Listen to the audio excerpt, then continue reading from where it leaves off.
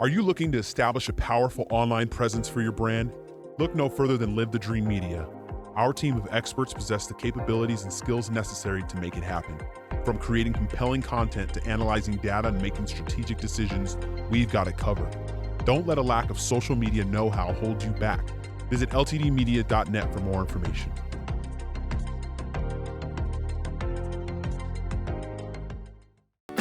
Copper Creek Cookies, Copper Creek Cookies, coppercreekcookies.net. We can print anything on our soft vanilla logo cookies. We deliver them and other sweet treats locally. We are located at 4249 West Ina Road, Suite 121. Call us 520-300-1131. We bake smiles. Copper Creek Cookies, Copper Creek Cookies, coppercreekcookies.net.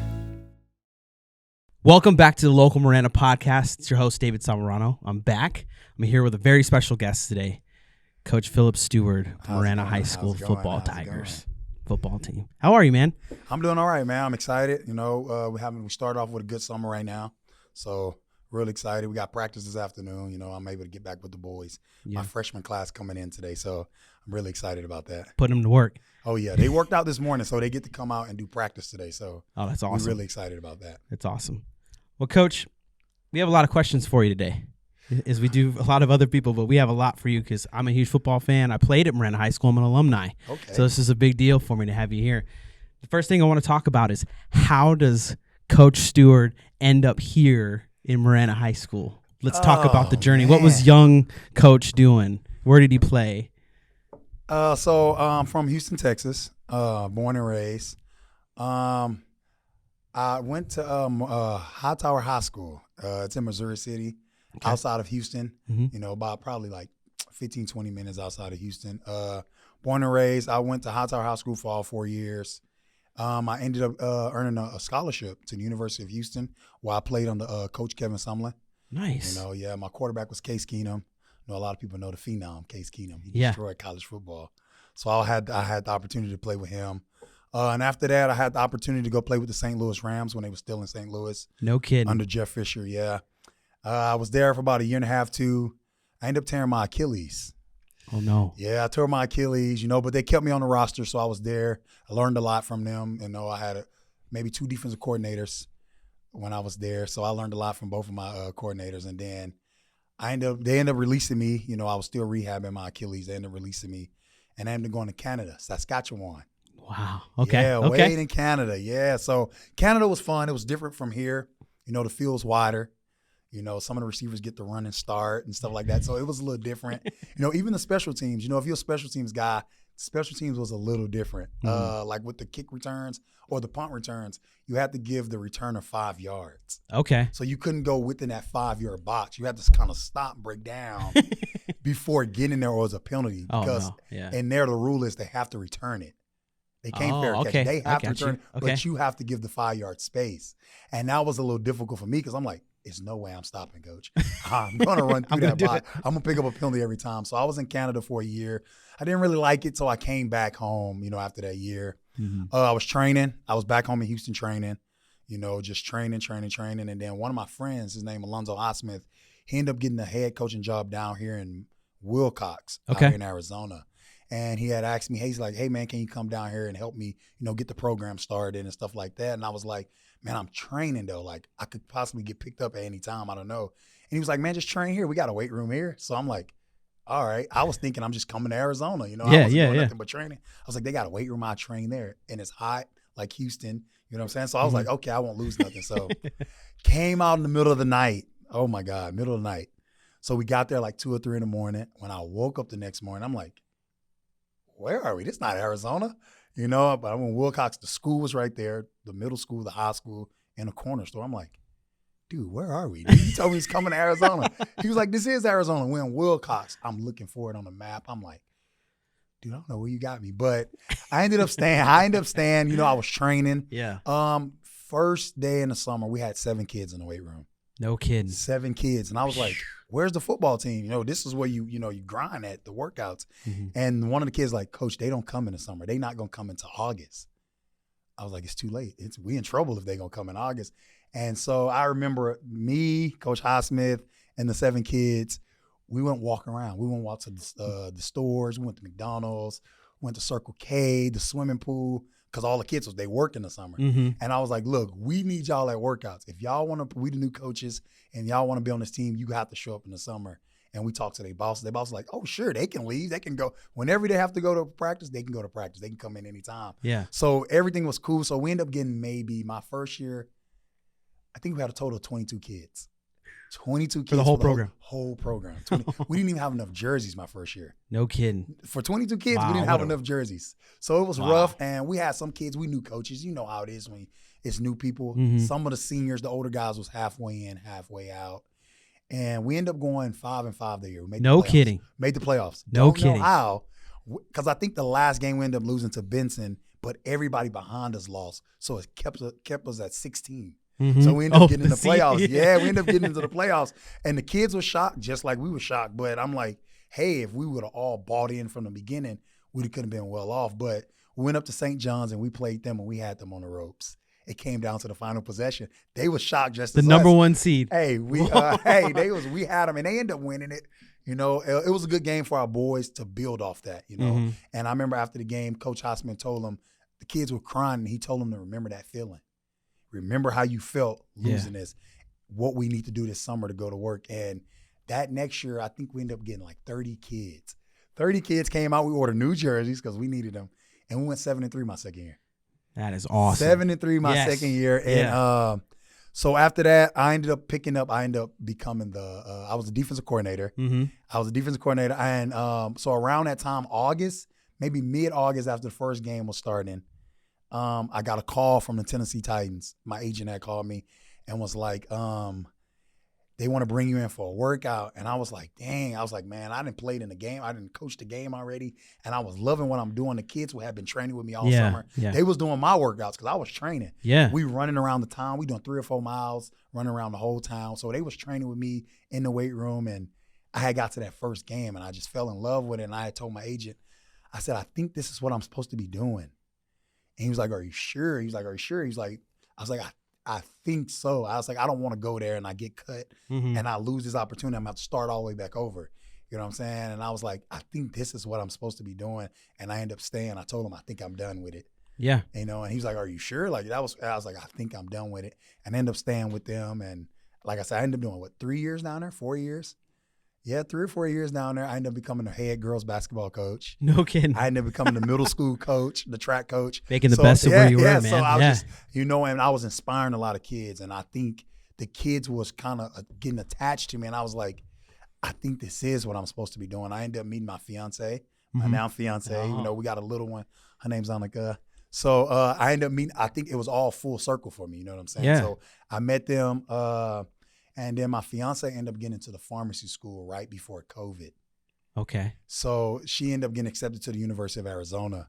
And I was like, I think she was like, I'll just drive. And I was like, that's like 2 hours. That's a long one, yeah. What if you have a late night studying and you get home 2 o'clock in the morning and you got to get back to a 7 o'clock class in the morning? Yeah. That's crazy. You know what I'm saying? And she was like, well, we'll do it. Not knowing, we didn't know COVID was going to happen, you know? So, because it would have worked because she ended up being online.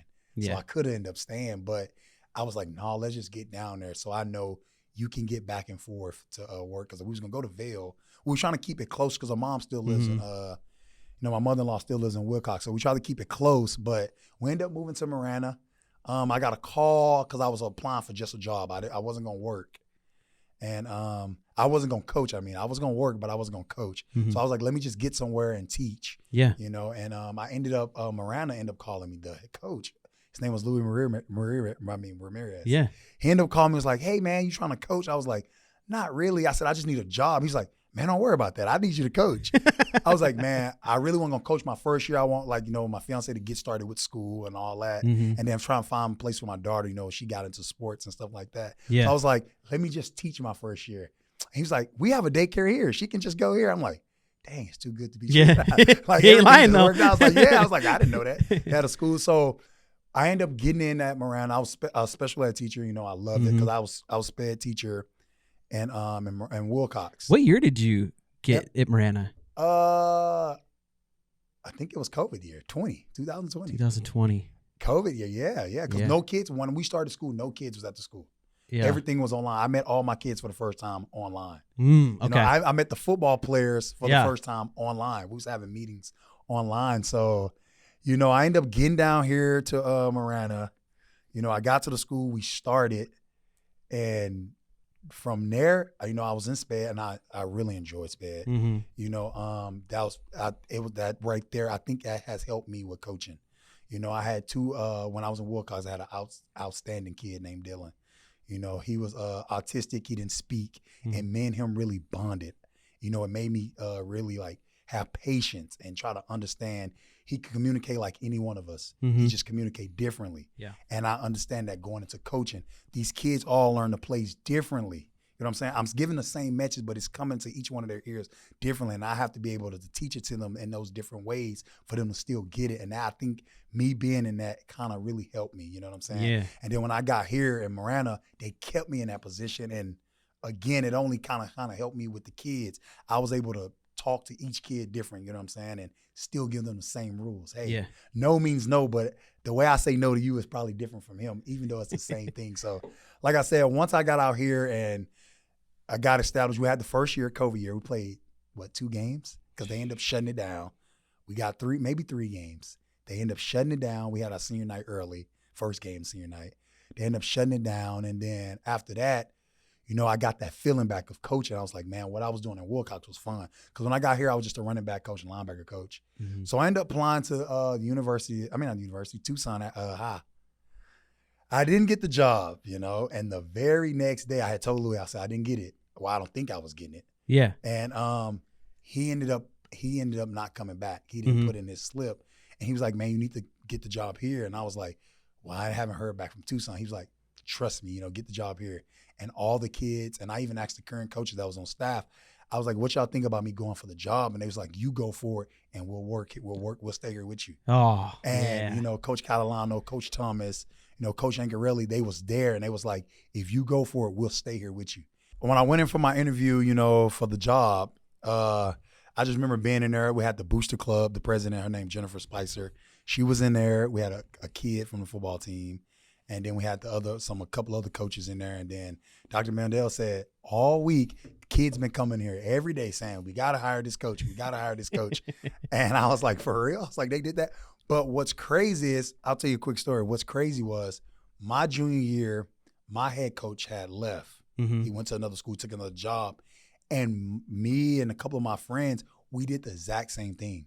We went to the principal and was like, hey, we need to keep our defensive coordinator, because we knew we had to keep that group together to go to state, because we ended up going to state my senior year. But we was like, we have to keep that coach to keep it all the same. Because we felt like a new coach was going to come in and mess everything up. So we all used to go down there. So when he told me that, it hit home. It made me like, it took me back. And I was like, and I remember going home and texting my friends like, dude, all the kids went up to the principal and was asking him to hire me. I was like, y'all remember when we did that? Like, it brought me back to that time. And when he told me that, I was like, whoa. I was like, I remember saying that to me. I was like, I remember me doing that. Like, that's crazy that they did that. Yeah. And, you know, and to this day, I thank them, you know, and I'm like, man, I'm thankful for them being able to allow me to come in and teach them this game that I grew up loving. So, you know, taking over the program my first year, it was 2 levels coming in.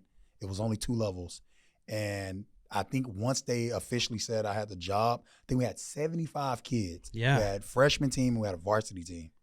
And I think that summer, first day of spring practice, it was 110 kids. Yeah. And I was like, whoa, this not the freshmen, not here now. The freshmen still in middle school. 110 kids. And I was like, where have all y'all been? You know what I'm saying? And they was like, something new. They want to come out and try it. So August come around, season about to start. No, the summer came, 66 freshmen came in. We jumped up to like 175, 176 kids. Wow. And I was like, whoa.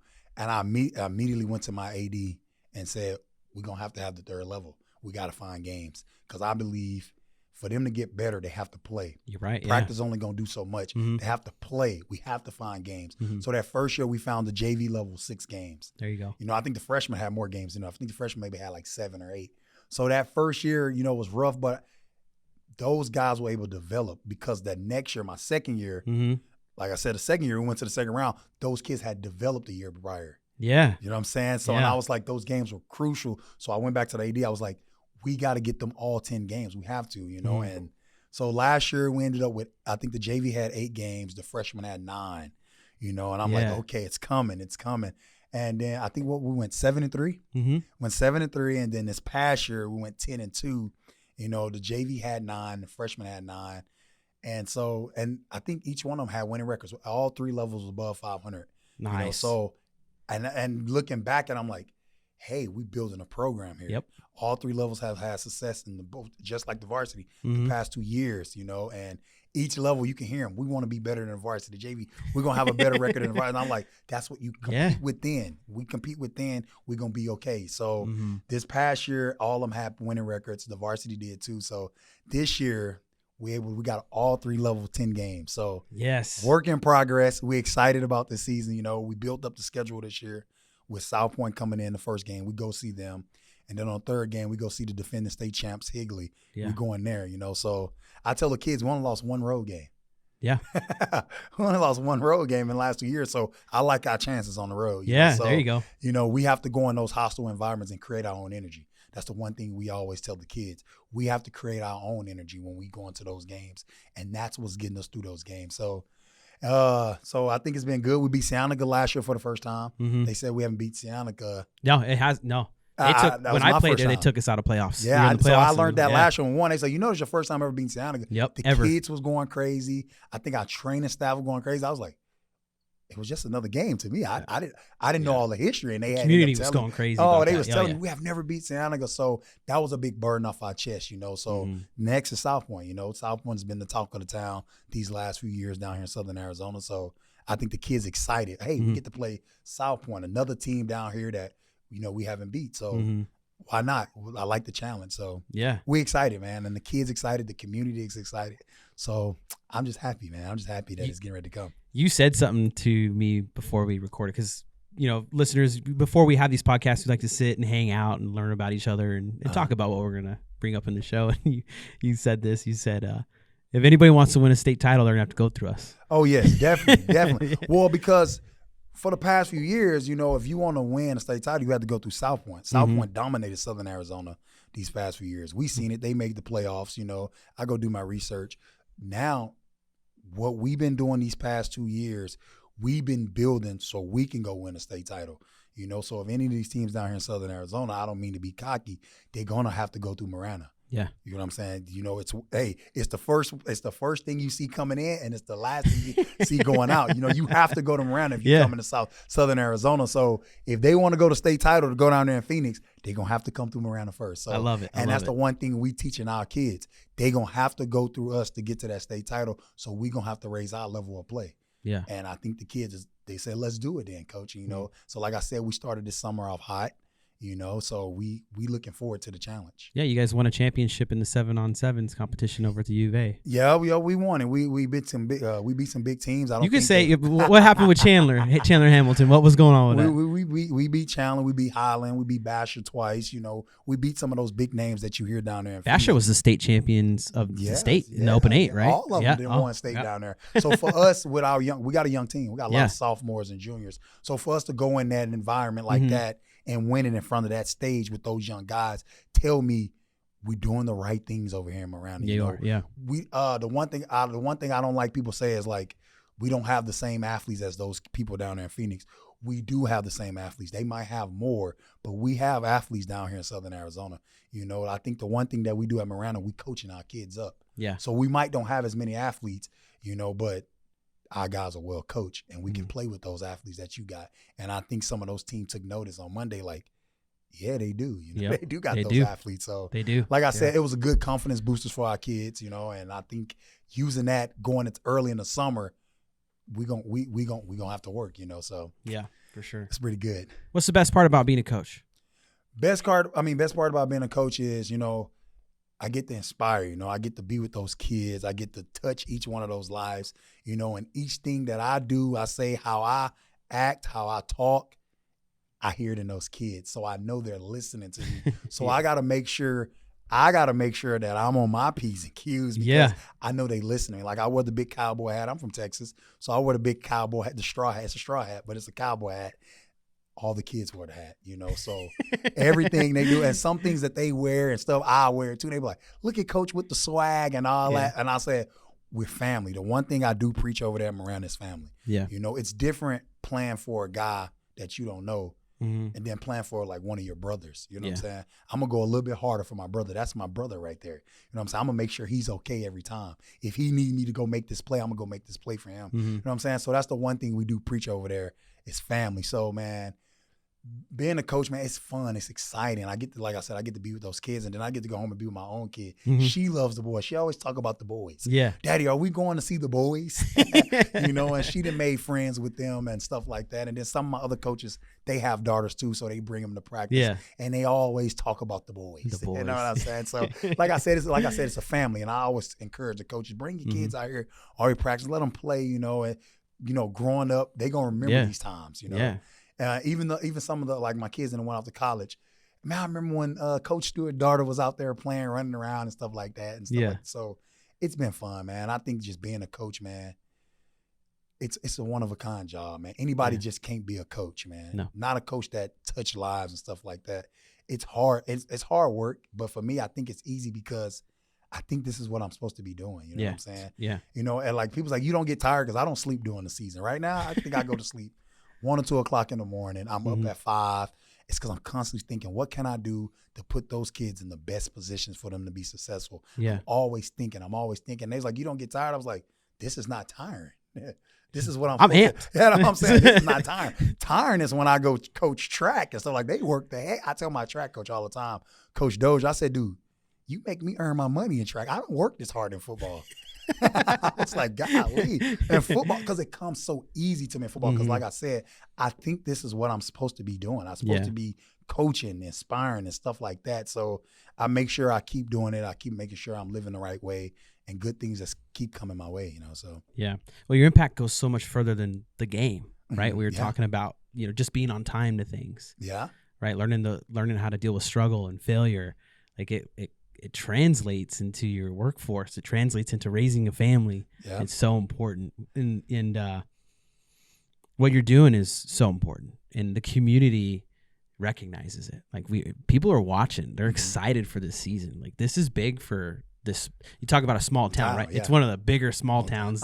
It's growing so fast. I was in a small town. Wilcox was a small town. And I enjoyed every bit of Wilcox. Coming from the big city, going to Wilcox, changed my whole perspective on everything. Like, whoa, this is small. I didn't think a small town could get this small. I remember the big high rises, the buildings back home in Texas, and then Marana gives me that small town feel, but it's a little bit bigger, and I'm closer to the city. You know what I'm saying? But I like it. You know what I'm saying? I don't have to worry about traffic.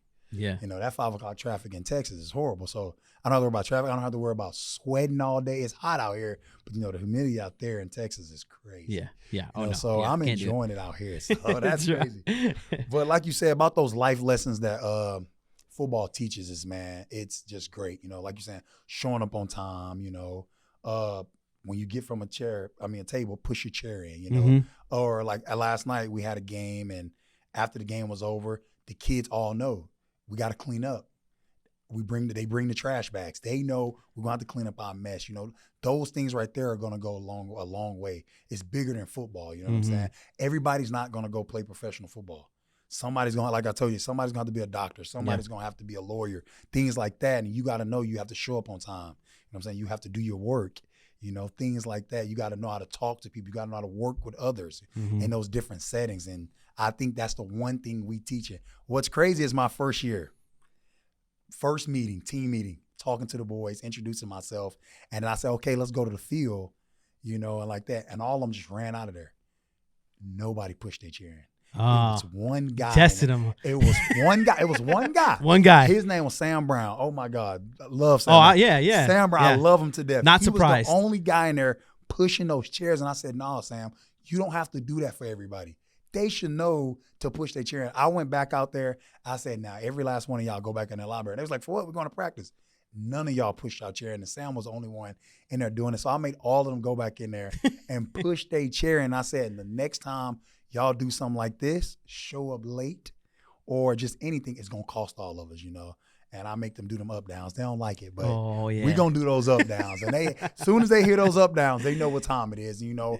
And that's the one thing that I'm trying to teach them, even like at school, during the school year.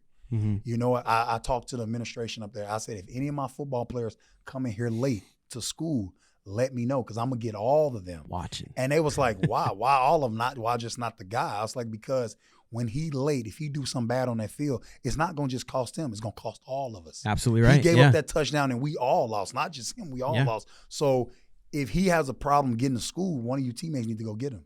Right, yeah. Or call him, wake him up. Hey, make sure you get on the bus this morning. You know, and I think these last 2 years, we've been doing a good job of that. So they know not to come in there late. Or if it's a game day and you come late, you're not even playing. You got to show up on time to come work. You know what I'm saying? Because it messes with your whole day. I'm late. I'm scrambling.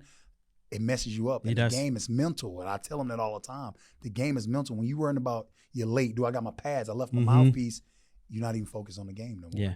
You know, so things like that. You show up on time, you ready. Yeah. I got all my stuff. So if you did leave something, you got time to go get it now. You know what I'm saying? Because you showed up on time. So things like that, I think football just teaches so much. You know what I'm saying? You're right. And then the discipline in it, it's big. I think a lot nowadays, a lot of kids need that discipline. You don't have to whoop the kid or yell. Like one thing I teach my coaches, we don't have to cuss at them. We don't have to yell at them. Sometimes you might have to give them a little kick in their butt to get them going. Yeah.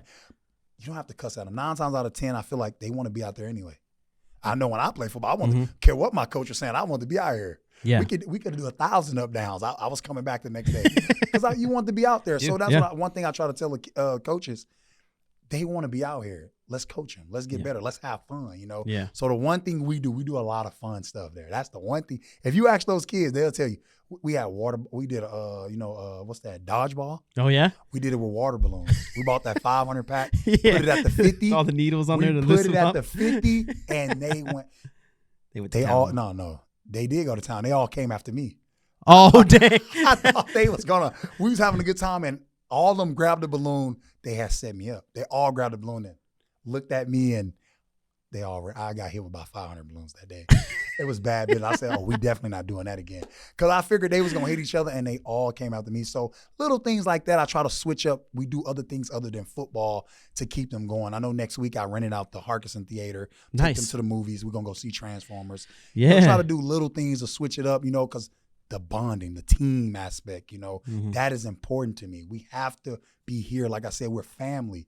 And we'll play a little different if you plan for your family. So that's why I teach it over there. And that's why I said I love the coaching, man. You get to experience all these different things, man. See different kids. They all come from different backgrounds, man. And they teach me things. I teach them things. So it's just all good. How do the people in the community reach out to you and help out the program? You know, the program can use money for stuff, right? To better the program. It's always a goal to provide resources for the guys playing. You know, it's one thing to be super successful and win a bunch of games, but it's another thing when the community is really, really backing you, you know, and we want to provide a resource and a way for people to contact you to help out the program. So how do they go about doing that? So we do have a website, maranafootball.com. Okay. You know, they can reach out to us at maranafootball.com, or my email's on the website. They can reach me out directly. My phone number's there. I'm always looking for different resources. Yeah. I don't mind walking into stores. Can I talk to your manager? I'm always looking for the resources for the kids. And the kids know, I tell them, we go to these different high schools and they see different things. Oh, how they got those flickering lights and stuff like that. And like I tell them, if they got it, we should have it too. No way. It's why should they have it and we don't have it? I tell them that all the time. If they have it, we should have it too. We go to public schools just like them, you know. So anything that can help, I'm always for. If you need the boys to come out and do different things, you know, that's going to help them, I don't mind bringing them out to do that, because I think the community service and stuff like that is very important. You know what I'm saying? I remember last year we walked in Gladden Forums for the 9/11 just to show, you know, that we respect and we honor those people that had to go through that. And we did that. You know, and some of the kids, they weren't even born around the time. They don't have a clue what it was about. Yeah, you're right. But I told them, this is key. I don't care what level you go to. you're going to have to do the community service part because that is important. You know what I'm saying? It's bigger than just you. It's people out there, you know, overseas, you know, laying their life on the line for us to be able to come up and do this, you know, and stuff like that. Those soldiers out there doing the different things. So we able to come out here and play football and stuff like that. It's kids that's dealing with real situations, that's in hospitals dealing with cancer and stuff like that. Yeah. So for us to be able to come out here and play this game of football, we have to give back. So that's why I always try to reach out to the communities, like, help me. You know, I think for us to be able to win and be good, we have to be able to prepare. And to be able to prepare, we have to have the equipment, you know. Right, yeah. You know, and that's the one thing I think we lack in there, the equipment, the lack of resources. So if anybody out there willing to help, man, we all for it, you know. Okay. If it's something good and it's going to help those boys, we're all for it. And I'm talking to all the business. I don't care, small, big, we'll do it, and we'll represent you to the fullest because we appreciate you helping us out because we need the help, you know. So, and I thank everybody that's been helping. So the Marana community has been great to us. Yeah, you know, a lot of those local sponsors have came and bought banner sales for us and different stuff like that. Awesome. And I email them and I tell them I thank you, you know. Yeah. And that's the one thing I fear. What if I always tell my coach, what I put on a camp, what if nobody come? You know, what if nobody come to the games? And he was like, you did your part. Yeah, now it's on them. You know what I'm saying? And so that was the one thing I always fear. What if nobody ever come? And he was like, if you do your part, the rest it's gonna work itself out, you know. So, and Coach Yankarelli, he's been my mentor through it all. Yeah. You know, he's been coaching 30-some years. He's my defensive coordinator, and he's kind of he's been helping me through the whole process. My first year, you know what's crazy? I was getting my master's. Wow. Okay. I got my master's, so I didn't never sleep my first year. I was getting my coaching my first year. I got my master's, you know, I got my master's in sports administration, and he was always right there on my side, you know, just helping me get through it and stuff like that.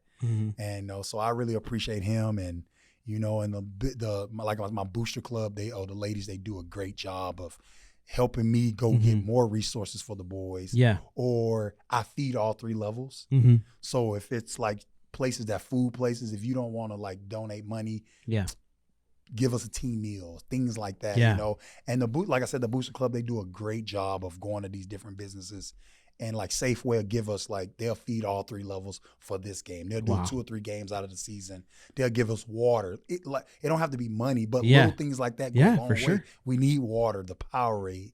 And like I said, I feed the kids the food. Chick-fil-A will come out and give us Chick-fil-A sandwiches. They'll bring out the cow and stuff like that to one of the games and do things like that. So like I said, we got a couple of businesses that's in Marana doing their thing, and we love it, you know. We always try to show our appreciation for them doing that, and, you know, we try to represent Marana, you know. I think Bill Luke just moved in. And I already been on them before they moved in. I was talking to the workers, the contract workers building the thing. They was like, oh, we don't have nothing to do with that. You got to talk to the office people.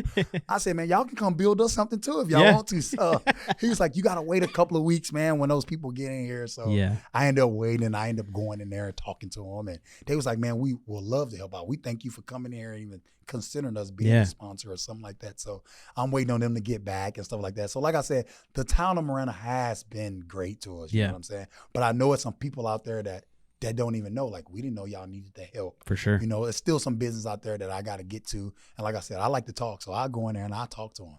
Hey, man, how can we help you help us? So, yeah, absolutely. So I'm all for it, man. And I hope this get out to all those, you know, those businesses. Hey, we need the help, you know, so. For sure. So if you're interested in helping, we're going to put that link, MaranaHighSchoolFootball.com, in the episode. So those that are listening can go and click that link, go to the website, and help out however they can. I appreciate that. All right. Yeah, we got you, man. I appreciate that. So let's talk about the next thing. What are your goals for this year? Goals, goals. I got a lot of different goals. I got team goals. So one of my goals for like the entire program. So I do this one thing as far as I'm real big on grades. I wasn't a big school guy. I'm not gonna lie to you. I went to school every day, and I said I wasn't a school guy. It's because I knew I get to go to football practice after school. Yeah. So I went every single day. I had probably perfect attendance. I always went. But I wasn't the best in class. Class clown, that was me. Always was in trouble. I wasn't doing nothing where I was being disrespectful to the teacher. I was just in there talking all the time. Like I said, I like to talk.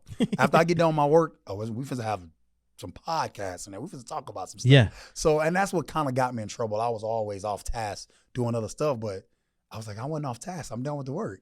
So that was me, you know. And the one thing my coach, he probably don't even know this to this day, he had told me, you have to figure this part out or you're not going to be able to play football. You have to figure out the school part. That is important. You have to get those grades, or all this football you're doing, all those scholarships that's coming your way, it's don't mean nothing. Yeah. So I don't know what those words did something to me. It clicked. And I think going into my junior year, I probably never got in trouble ever again. Mm-hmm. It's something just clicked. Mm-hmm. And I think it was me knowing that I was going to lose football if I didn't figure this school part out. Yeah. And like I said, I figured it out. I had offers from a lot of different schools. I ended up taking the one at the University of Houston. I was a mama's boy.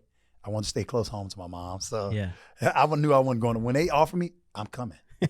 I'm coming because I didn't want to leave. I was mama's boy. Yeah. My mom stayed not too far from me. And what's crazy was she didn't stay far from me, and I never really went home.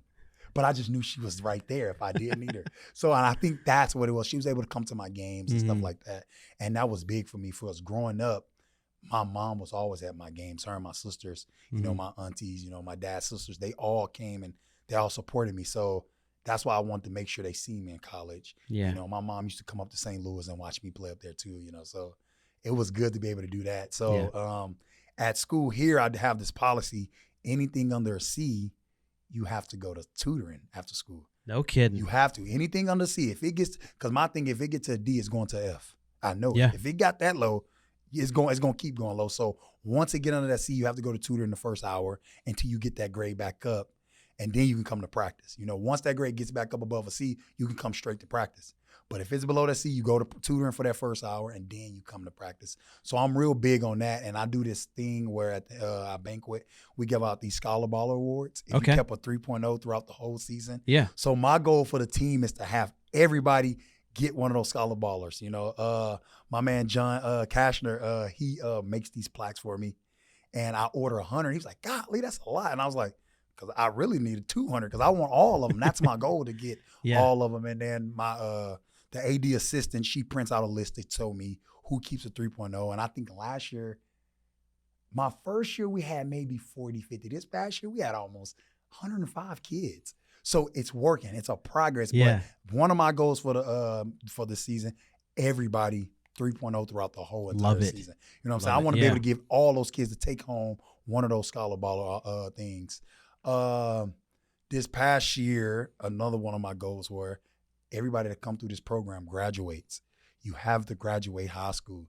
Coming through this program, because we push the academics. We push all those different things. So to see them to go on and graduate and be successful is great. I had 16 seniors. I had 15 that graduated 2 weeks ago. So I was one short. So this year I want to make sure all my seniors able to walk across that stage. Yeah.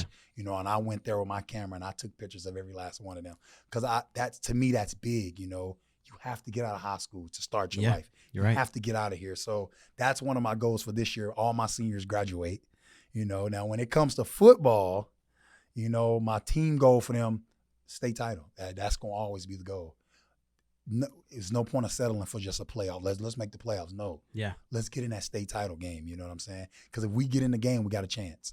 If we get in that game, we got a fighting chance. You know what I'm saying? But we got to get there. And by getting there, it starts here in the summer. We get up every morning. Yeah. We get up every morning at 5:00 and we go to work. It's where the games are won. And I tell you say that, that's crazy. I tell the kids that after every Friday game. Yeah. We didn't win this game because of what we did this week. You won that in June. We won this game we won this way back in June. We got up at 5:00. Because that's the grind I always try to tell them about. We have to grind in the summer so we can be successful in the fall. And I think they starting to understand that. And I told the seniors before this summer, I said, if y'all show up, they're going to show up. We have to be here in the summer for us to have success. And y'all seen what the last two classes done. They showed up in the summer because they wanted to win. Yeah. And it showed in August. You know what I'm saying? It showed in September that we wanted to win. And then late November, it showed because we put in all that work already. The win's going to – I tell the kids all the time, if you fall in love with the process, the win's going to come. Preach it. The process is where it's at. And if they fall in love with that process, it's going to be that. So my team goal this year is to get a state title. You know what I'm saying? Another one of my goals for my younger levels is to be over 500, have a winning season. Because that lets me and the coaches know we're doing it right. Yeah. We're doing it right. We're coaching them up right, and they're able to go out there and put that success out there on the field. And it's only a testament to what we're doing over here as coaches. And we out there, we're coaching, and a lot of these coaches – They're giving up their summer. They're giving up some of their free time. And I try to tell their wives and their girlfriends, I'm sorry, but for us to be good, I need them here, you know. And I try to get them out of practice on time so they can get to practices. I mean, so they can get to dinner and stuff on time. But, you know, and I have to tell my fiance, I'm sorry. I'm going to get there, but I want these kids to be successful because that's how it was for me. My coach always made sure we was in a good position for us to be successful, where it was on the field or off the field, you know what I'm saying? Or we always giving them little gems. Hey, he's a good guy in math. Go ask him to help you study so you can learn it. You know what I'm saying? Help. This your brother right there. Help him. So we always giving them little things like that. Like if you need help, reach out and stuff like that. So that's one of my goals. But my ultimate goal is to go win a state title, man. Yeah. And keep those rolling. You know, bring one back here to Southern Arizona. It's been a long time, you know, since the state title came down here from any level. You know, 1A, 2A. It's been a while. So I think that's our goal, to try to bring one back here, you know. I think it's been since the 60s, right? It's been a while. 1968, 67. South Point come close all the time. They come close. But I was talking for Marana, sorry. But yeah, Southern Arizona, even Southern Arizona. It's been a while. I think it was. For Marana, it is the 60s, though. You're right. It was the 60s. Man, so when I was playing at Marana in 07, Sabino lost to Glendale Cactus, and Paula Verde won state. Yeah. I think that's the last one I can remember. I'm sure there's been another one. I think Ironwood might have won one. I want to say they did. They did. I want to say they did.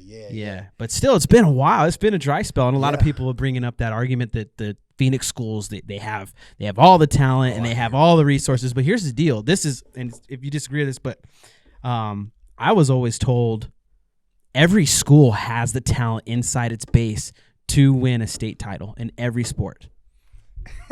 It's crazy to say that, because the one thing I got my past 2 years from everybody, hey, what did you do to change the program around so fast? I didn't do nothing. They was already. I didn't bring in no kids from Texas. They're here. They was already there. You know what I'm saying? I just got them in the weight room. I just gave them a goal to go try to achieve. I gave them a why.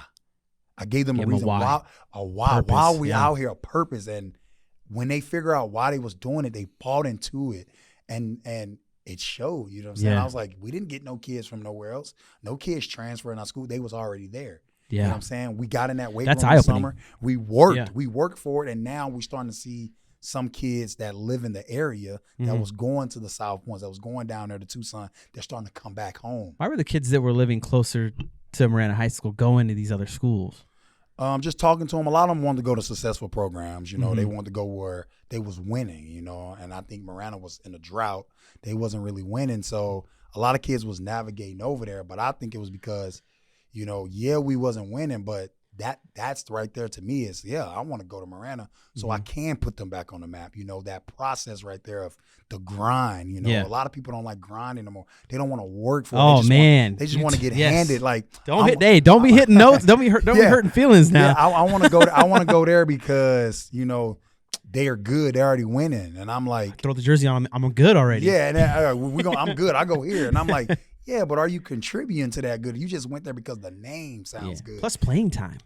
You know what I mean? If you're playing at a different program and you get more playing time. Like, thank you. So being at Marana, like I tell the kids, we have to work for everything. Yeah. You know what I'm saying? Because it's a different mentality. When you get out in that real world, they not just going to hand it to you. You can't expect anything. You got to earn it. You know what I'm saying? And that's what we teaching over there. You got to earn everything.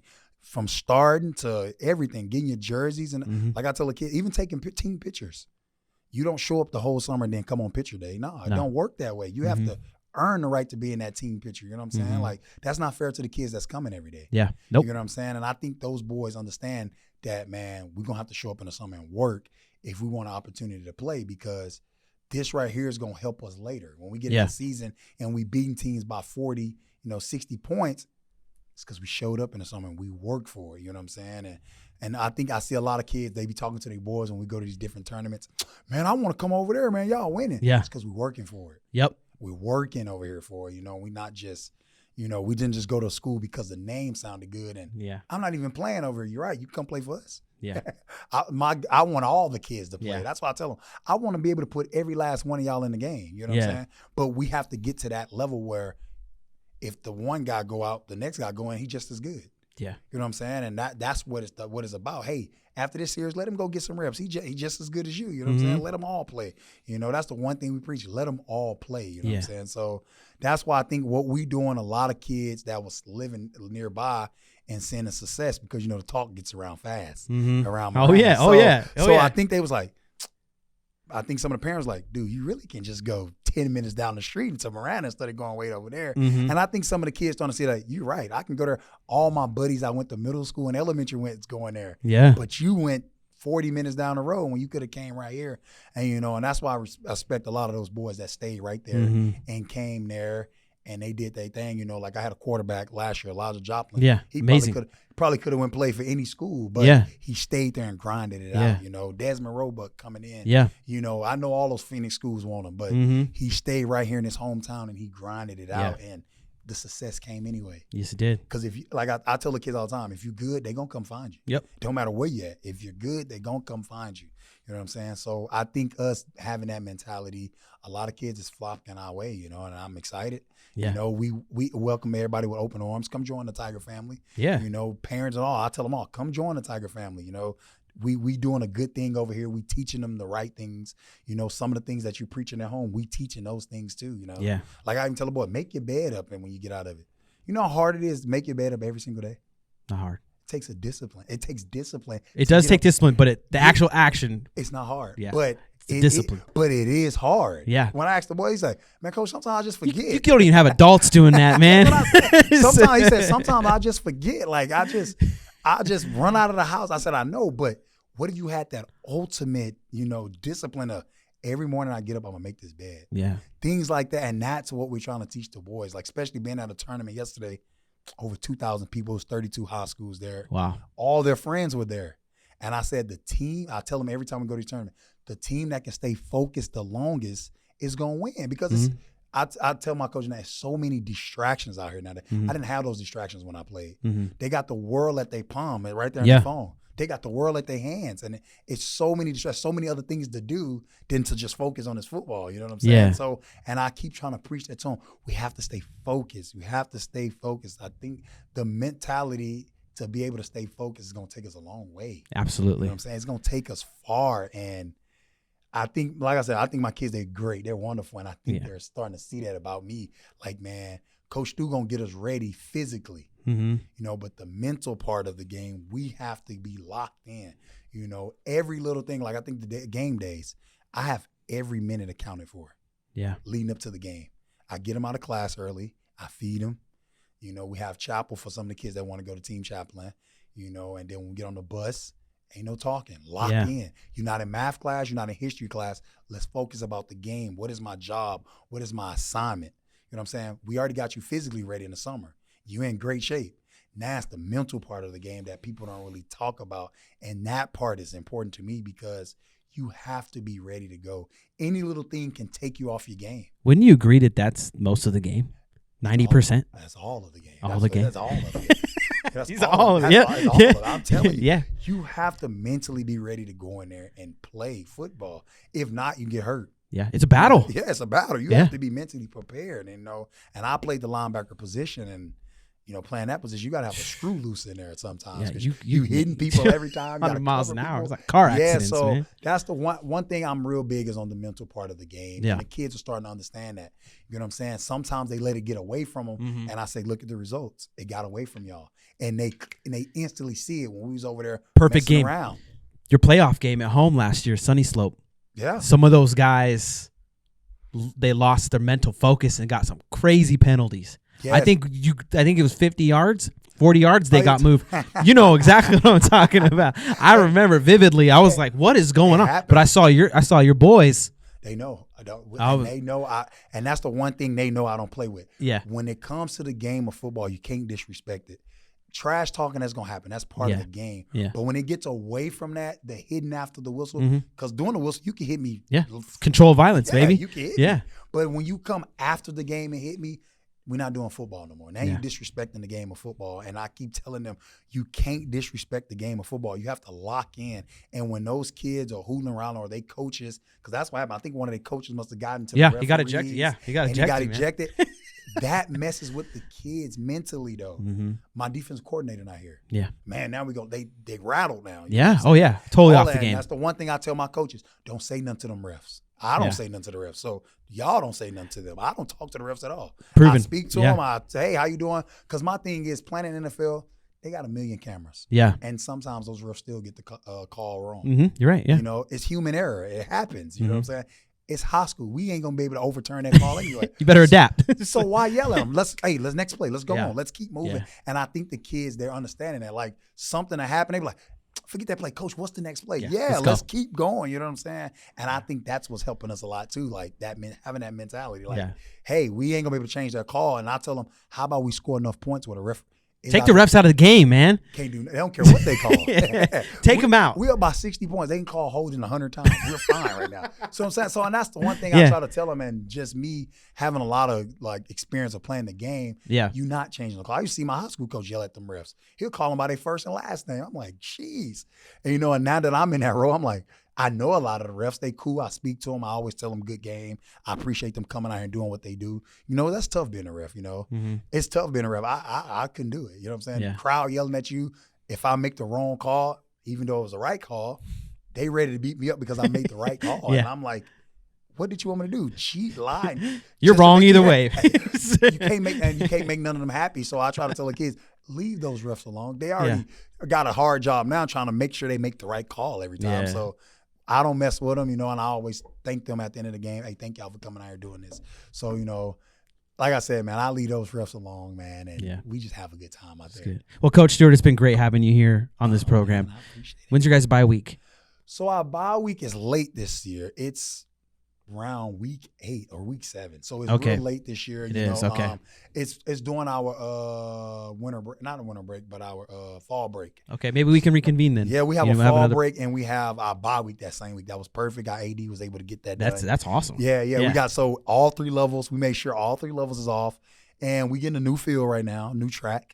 Nice. Oh, if you see it right now, new man, turf and everything. Oh, I can't wait to see it. Oh man, that's why I said we going in the season with a bang. Here we go. New turf, got a tough schedule. It's gonna be good. So right now, if you go to our school right now, it's just dirt, and you're like, what type of stuff is this? And the boys see it every morning, but I can't wait till it all comes full circle. Excited. They repaint our bleachers, you know. Yeah. Now we're a big 6A school. I think they're eventually gonna move us the football team up to 6A, but right now, you know, we preparing for it. You know, all the other sports are already in 6A and stuff like that. So we just preparing. We laying the foundation up so we can get to that. And, you know, so, man, I really appreciate you having me here, For sure. Me and be able to come out Look here forward and to talk having you about my again. football team, my players, my coaches, man. We'll get together again like midway through the season, and then after the season we'll talk about it again and get ready for next year. Oh, man, I'd love to come back, man. All right. Man, thank you. Yeah. Hey, in the meantime, if you're looking for more podcasts, look through our catalog. We've got podcasts with the mayor, Terry Rosema, the town manager, small businesses in the area, and we've got stuff that Clint and I have done. We appreciate you tuning into this podcast. It means a lot. If you're looking to get your ad on this podcast, reach out to us. We can put you on here. You can have a video, voiceovers, or whatever you need to get your message out there. We hope you have a great day. Thank you.